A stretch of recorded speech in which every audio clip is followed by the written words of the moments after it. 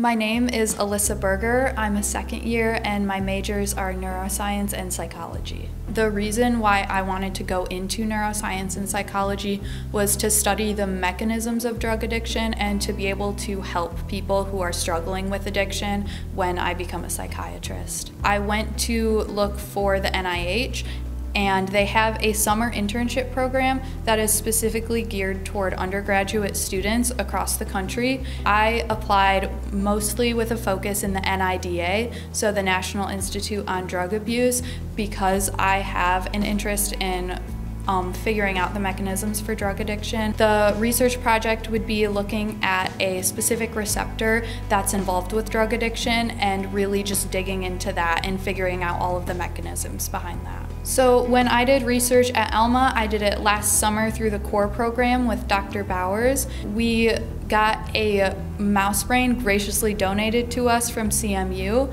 and we wanted to figure out the concentration of astrocytes in the brain.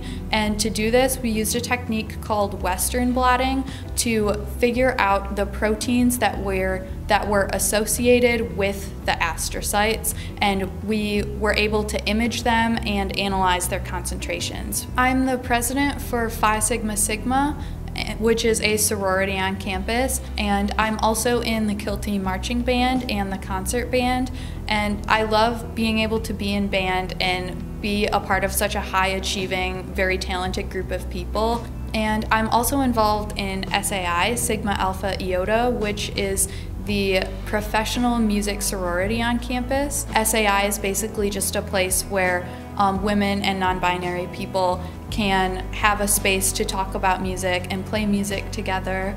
And then I also currently tutor physics. My main piece of advice is if you like being involved in things, or if you want to be involved in things, Alma is a really great place to do that. Get involved in as many things as possible right off the bat, just because you'll meet so many people and all of those people will help to support you.